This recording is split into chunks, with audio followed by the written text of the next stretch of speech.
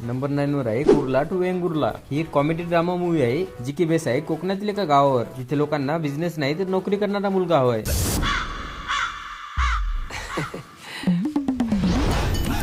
आणि आता यामुळेच बऱ्याच मुलांचे लग्न राहिलेत. हा मूवी डायरेक्ट केला आहे विजय कलमकर यांनी. हा मूवी कॉमेडी असल्यामुळे या मूवी मध्ये माधव लेले सुद्धा असणार आहे. आणि या मूवीची रिलीज डेट आहे 17 सप्टेंबर 2025. मूवी नंबर 8 बेटर हाफची लव्ह स्टोरी.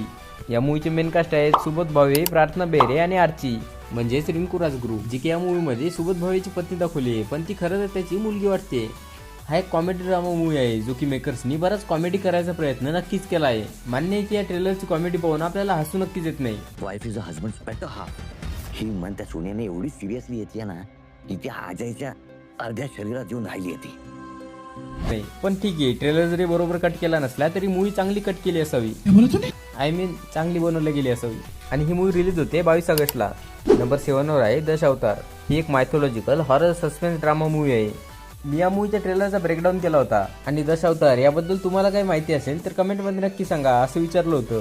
तर त्यावर एका ताईने कमेंटमध्ये सांगितलं सुद्धा होतं की दश अवतार नेमकं काय आहे, जे की तुम्ही स्क्रीनवर पाहू शकता. आणि हो, या मूवीचा आणखी एक प्लस पॉईंट म्हणजे या मूवीमध्ये असणारी एक तगडी स्टार कास्ट, जसं की दिलीप प्रभावळकर, महेश मांजरेकर, भरत जाधव आणि आणखी बरेच असे काही कलाकार.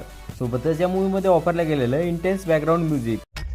जय देवा महाराजा. 12 गावच्या, 12 वेशीच्या, 12 वहिवाटीच्या महाराजा. जे की मूवीला एका वेगळ्याच वेव मध्ये घेऊन जातं. हा मूवी रिलीज होते 12 सप्टेंबर 2025 ला. तुम्ही या मूवीचा ट्रेलर बघितला का आणि तुम्हाला ट्रेलर कसा वाटला आम्हाला कमेंट मध्ये नक्की सांगा.